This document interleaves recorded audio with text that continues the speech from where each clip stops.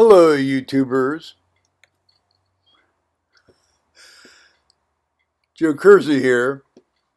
Now, this is on May 15th, and it's about 4:30 in the afternoon, and I am so grateful to be alive. And the reason is, this was a day of the year I dread annually. I have to go out and get on the big tractor with the 5-foot woods mowing deck and mow around the corner house. That's about 1.25 acres, and I mow about 1.5 acres. And I always let the grass get up to about a little over waist high. So you're talking about, well, a little over 3.5 feet of grass, and you've got the seeds on top. I never did, I grew up around this stuff, and I still don't know the names of this stuff. Timothy, some of it's ryegrass. Heck, some of the ryegrass I seeded when I first moved in and bought these various places.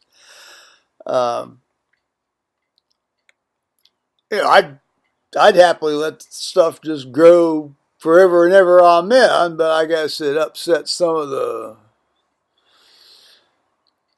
people in the township, in the county. I guess it offends their sense of aesthetics.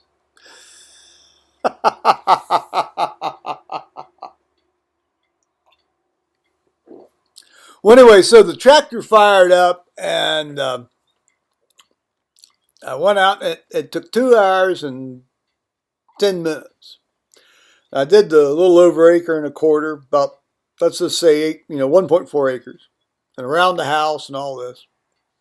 And I didn't break any equipment.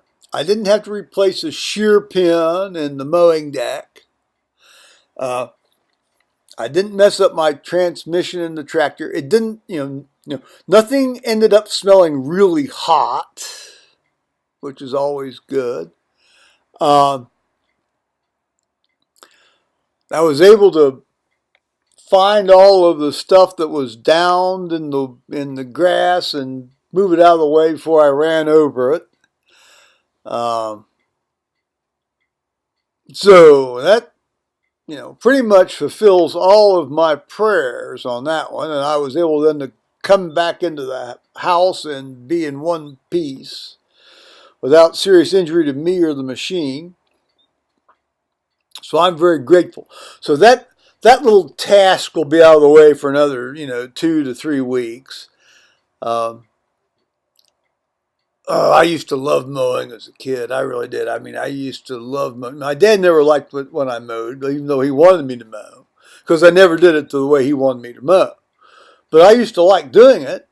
And when I worked at the airport, I loved mowing because that was a lot easier to mow than go clean toilets and shovel out outhouses and wash airplanes and get underneath and spray the Stoddart solvent up overhead and, have all that hydrocarbon stuff falling in your face. And, that would have gotten the OSHA people in an uproar today, wouldn't it? Still, on the other hand, I was being paid, and that's how I learned to fly. Well, no, that's how I paid for learning how to fly. Let's put it that way. Can't do that now, but I sure have great memories of that. So anyway, that's okay, and we're all safe and sound here. We're all safe and sound here at home, as that one guy who wrote a memoir of the war in Burma titled his book. Can't remember the exact details now. Anyway, today I want to tell you the story of when I put a glass bead up my nose when I was just about, that was a fly, just about 5 years old, maybe a little over 5 years old. Uh, when I was, when I started kindergarten, my my mother went back to work. She had taught elementary school, until my sister, she had taught it. Then my sister was born, and then she stopped, and then when my sister got old enough, she went back and taught elementary school, and then when I was born, she stopped, and then when I got 4.5, she went back to teaching first grade, and she ended up, retiring in a little after about. Let's see, my dad died in 70, about 77. She had taught a total of 20, a little over 25 years during that period from 32 to 77 or 78. And but when I got old enough to, when she got basically just got tired of horsing with me, she wanted to go back to teach, and I went. So I went to kindergarten. Well, kindergarten. I just hated that. Oh, I was just not good for me. I just loathed being around other kids. See, I never grew up around other kids, so I loathed being around other kids. Plus I knew how to read and all. I mean, I didn't. ABCs. Give me a break. I don't need that stuff. Um, so at the end of the half day, that was when kindergarten was half day.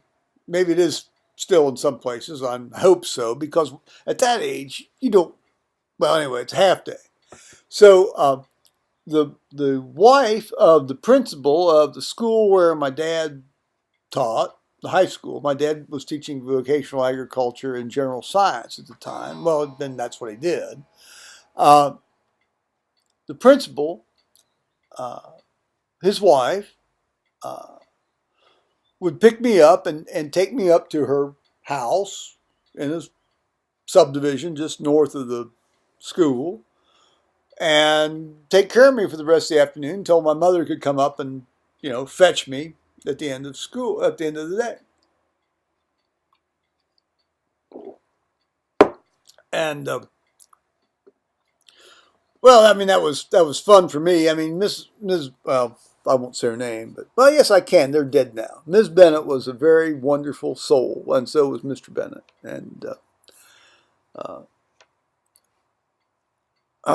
they were really nice folks. And anyway, so the guy next door, there's a little guy next door about my age, and his name was Lukey Paul, and I won't include his last name because he's probably still alive, and hope he is.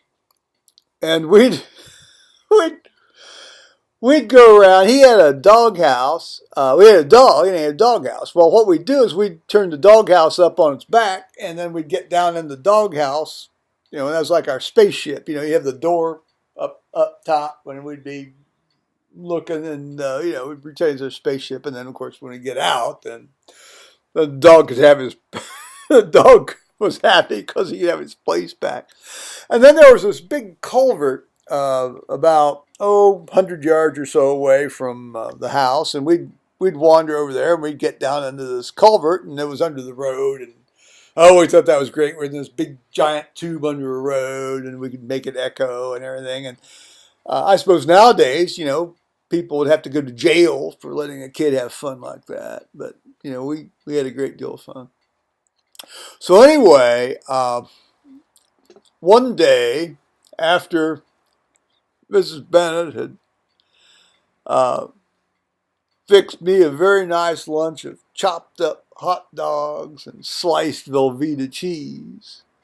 Take that, health Nazis. I was helping her take down the Christmas tree. Now, they left, like a lot of people did then, I suppose maybe some do now, they left their Christmas tree up really long. I mean, it wasn't like, they take it down by Epiphany, January 6th. My family always left the Christmas tree up till after January 8th, my birthday. And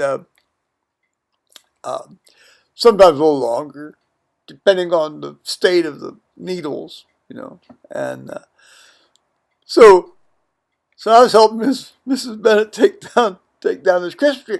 Well, they had these little stranded glass beads. Now I don't know whether people are. I mean, now it's plastic beads, but there's got to be these little beaded plastic things that you string together and throw up on top of the tree, and it sort of arcades around and excuse me, and it looks very decorative. It's festive. It's Christmas, isn't it? So you put it on the tree.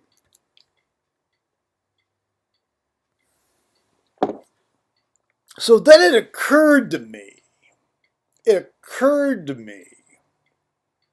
Now I'm not. I won't swear to my age here, guys, but I'm going to say I was probably just after being 5 years old. So this is 1957, okay? And I thought, well, here's this little, it's about the size of your fingertip here. See, here's my fingertips, about like there, about size, maybe not quite size that thing from there, about the very tip. And you get seized by ideas. Well, I still get seized by ideas. Well, from time to time, people get seized by ideas. And I thought, let's just see what this feels like being stuck up my nose. Because one of the strands had broken. And so I retrieved one of these little beads I stuck in my pocket. Well, I mean, I thought maybe it'd get crushed. No, I pulled out my pocket, it's intact. So I went in the bathroom. Didn't have to go to the can. I just went in the bathroom. I said I had to go to the can. In order to assure privacy for this experiment that was about to ensue. And, so I shoved this bead up my nose. Now, it felt kind of neat going in. Didn't hurt. Well, it didn't hurt a lot. So I thought, well, let's just shove this a little farther back. And so I did. Well, and then here's where the problem started.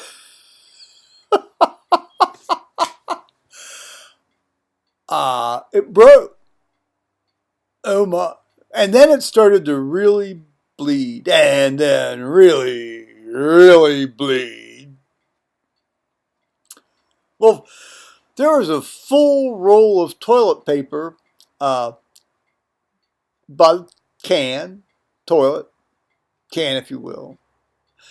So I take this thing off the roller, the little roller, It was very upper middle class. You have these little, I guess you don't even have to be upper middle class to have toilet paper on a roll, do you? And so I'm holding this whole roll of toilet paper. Well, not through the tube. It's not, otherwise it just bleed out the tube. But you're just, Now let's do a little physiology here, guys. I'm 5 years old. I'm probably